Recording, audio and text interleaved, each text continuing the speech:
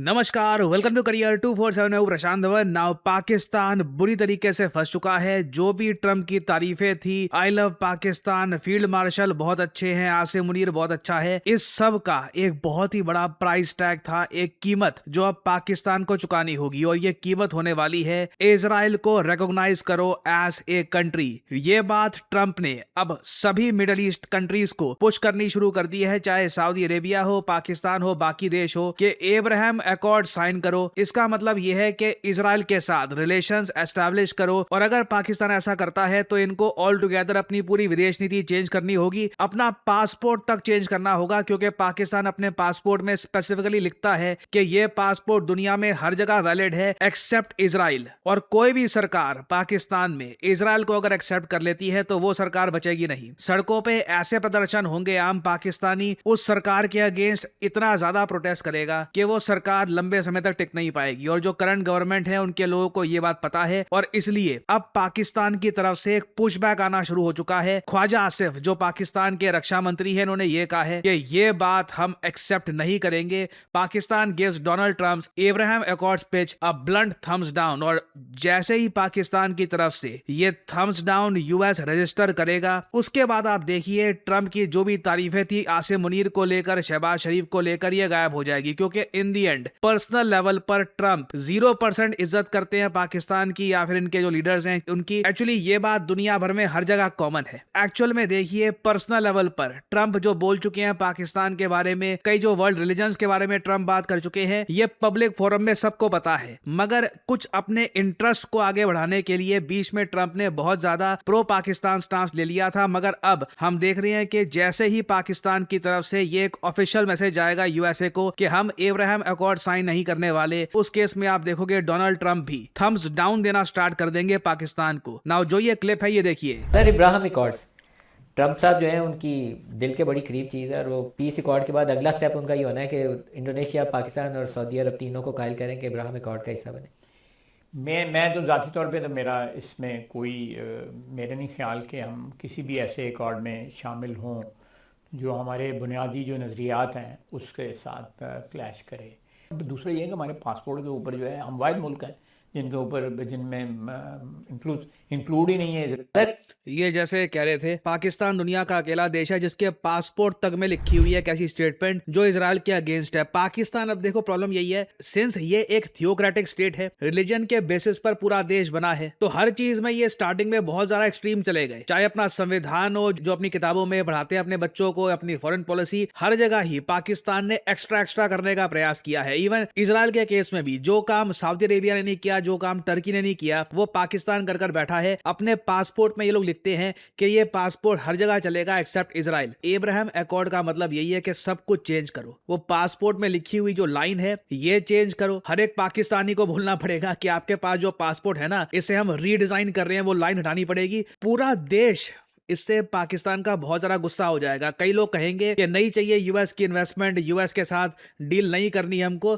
हम इजराइल को एक्सेप्ट नहीं करेंगे। क्योंकि आप अगर रिलीजियस पॉइंट ऑफ व्यू से देखें तो Pakistan is a very religious country. यहाँ पे फिलिस्तीन के लिए बहुत सिंपैथी है, इजराइल के अगेंस्ट बहुत ज्यादा आपको गुस्सा मिलेगा पाकिस्तान में। सिचुएशन इतनी ज्यादा खराब है कि रिसेंटली बेंजामिन नेतन्याहू की भी वीडियो सामने आई थी जहां पे उन्होंने ये कहा था कि कई पाकिस्तानी तो नकली अकाउंट बना देते हैं, अब एक्टिंग करते हैं कि वो अमेरिकन है या किसी और देश के नागरिक हैं, और इजराइल के अगेंस्ट प्रोपेगेंडा करते हैं। और कई पाकिस्तानी ये मैं आपको बता दूं फ्री ऑफ कॉस्ट करते होंगे, इनको पैसा भी नहीं मिलता होगा। जुनून इतना है मतलब कि इजराइल के अगेंस्ट ये लोग ऐसा करते होंगे। तो ऐसे कंट्री को अब आप ये बताओ कि हम इजराइल को, पाकिस्तान की गवर्नमेंट इजराइल को एक्सेप्ट कर लेगी एब्राहम अकॉर्ड्स के अंडर, ये पाकिस्तान की गवर्नमेंट के लिए एक बहुत ही बड़ी प्रॉब्लम बनने वाली है। ना आप लोगों के माइंड में एक सवाल यहाँ पर आएगा कि पाकिस्तान एब्राहम अकॉर्ड को लेकर इतना ज्यादा नर्वस क्यों है? आखिर एब्राहम अकॉर्ड, ये इसका नाम ये क्यों रखा गया है, और इजराइल क्यों इसे बार बार पुश कर रहा है? और सिंस इजराइल इसे पुश कर रहा है, ट्रम्प को भी एब्राहम अकॉर्ड्स को प्रमोट करना पड़ेगा। नाउ अगर हम दुनिया में बात करें रिलीजन्स की,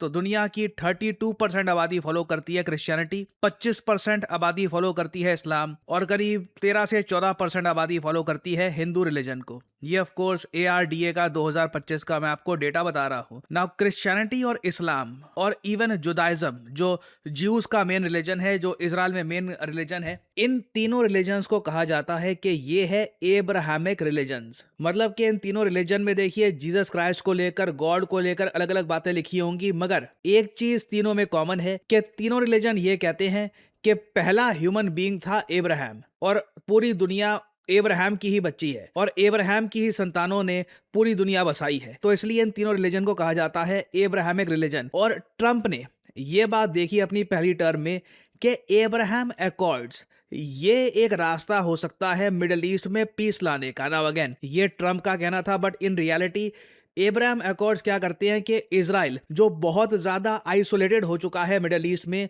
इजराइल के लिए रास्ते खोले जाएंगे एब्राहम एकॉर्ड से, ताकि इजराइल बाकी जो मिडिल ईस्टर्न कंट्रीज हैं इनके साथ फॉर्मल रिलेशंस एस्टैब्लिश कर पाए। और अभी के लिए आप अगर दुनिया में देखोगे तो टोटल 29 देश आपको मिलेंगे जो इजराइल को एज ए कंट्री एक्सेप्ट नहीं करते। ये देश आपके सामने है, अफगानिस्तान, अल्जीरिया, बांग्लादेश यहाँ पे आता है, जिबूती है, इंडोनेशिया है, इराक, कुवैत, लेबनान, मालदीव्स भी यहाँ पे आता है, और फिर यहाँ पे आपको नॉर्थ कोरिया भी दिख जाएगा। जी हाँ, नॉर्थ कोरिया भी इंटरेस्टिंगली इजराइल के साथ कोई भी रिलेशंस एस्टैब्लिश करके नहीं बैठा। उसके अलावा obviously Pakistan, Qatar, Saudi Arabia, Somalia, even Venezuela भी इजराइल को एक्सेप्ट नहीं करता। मेरा मानना यह है कि वेनेजुएला का केस तो बहुत ही आसानी से यूएस सॉल्व करवा लेगा। कई कंट्रीज हैं जिनका कोई रिलीजियस कनेक्शन नहीं है इस्लामिक कंट्रीज के साथ या फिर इवन इजराइल के साथ। इन कंट्रीज ने यूएसए को एक कड़ा जवाब देते हुए अपने रिलेशंस इजराइल के साथ कैंसिल किए थे। मेरा मानना है कि आने वाले समय में कई देश हैं इंक्लूडिंग वेनेजुएला, ये इजराइल के साथ रिलेशंस वापस एस्टैब्लिश कर लेंगे। इवन सऊदी अरेबिया का भी लग रहा है कि ये लोग ओपनली ये कह सकते हैं कि अपने डिफेंस के बेसिस पर, सिंस ईरान ने इन पे अटैक किया है, इजराइल के साथ इनको एक डिफेंस कोऑपरेशन करनी पड़ेगी, ताकि कल को अगर ईरान फिर से अटैक करता है तो ये खुद को बचा पाए।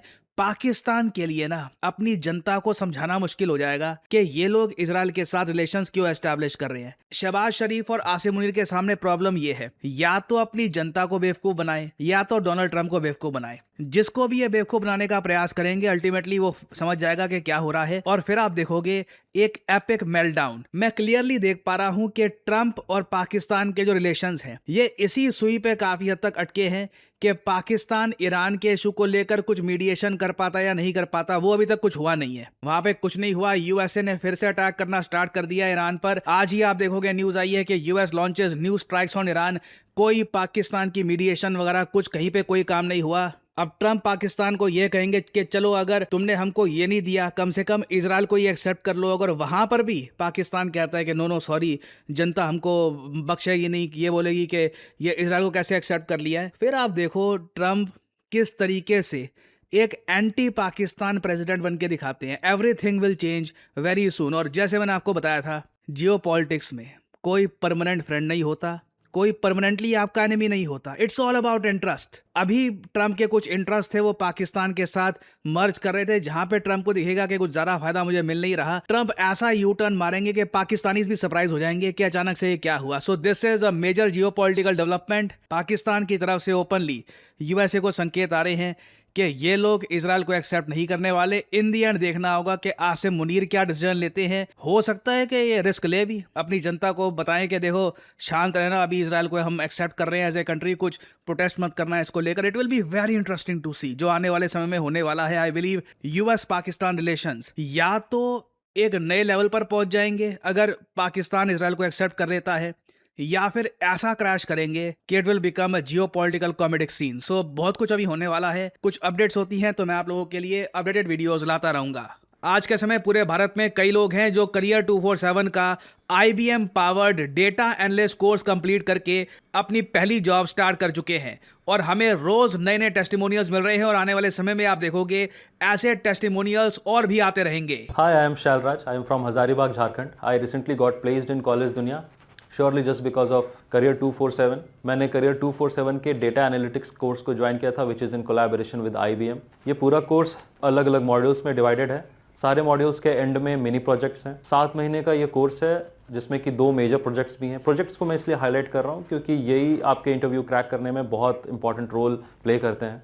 And he is absolutely right. Career 247 का डेटा एनालिटिक्स कोर्स पॉपुलैरिटी इसलिए गेन कर रहा है क्योंकि नंबर 1 लाइव क्लासेस यहाँ पे आपको मिलती है। कोई ऐसा नहीं है कि प्री रिकॉर्डेड लेक्चर दे दिए देखते रहो, लाइव क्लासेस मिलेगी और साथ ही साथ आप 2 लाइव प्रोजेक्ट्स पे काम भी करेंगे जिससे आपको जेन्युइनली समझ में आएगा कि एक डेटा एनालिस्ट करता क्या है, जॉब में डिमांड क्या होती है, और वही एक्सपीरियंस आप जब लेके जाओगे इंटरव्यू में तो रिक्रूटर समझ जाएगा कि आप एक जेन्युइन कोर्स कंप्लीट करके आए हैं। और ऑब्वियसली जो सर्टिफिकेट आपको देगा करियर 247, वहां पे आपको IBM और करियर 247 दोनों के लोगो मिलेंगे। That dramatically improves your first impression.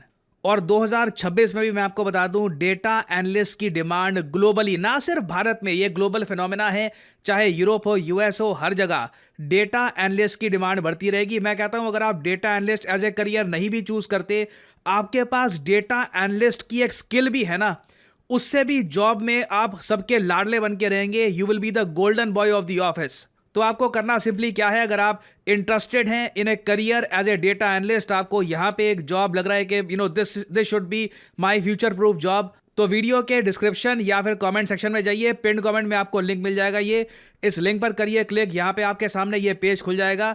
यहाँ पे अपनी जो डिटेल्स है डालिए, नाम, ईमेल आईडी, नंबर और ऑफ कोर्स कोड डालिएगा PD10, ताकि आपको डिस्काउंटेड रेट पर ये कोड ऑफर किया जाए। करियर 247 की तरफ से काउंसलर आपको कॉल करेंगे, आप बात कर सकते हैं। यू कैन डिस्कस आपके करियर के क्या प्रोस्पेक्ट्स हैं, आप क्या देख रहे हैं, आप इस कोर्स से क्या चाहते हैं, और आप अपनी जर्नी स्टार्ट कर सकते हैं in the field of data analytics with career 247। Remember to use the code PD10 to get the discounted price in the course. और इसी नोट के साथ यह है वीडियो का अंत। Thank you for listening and as I always say, may the gods watch over you.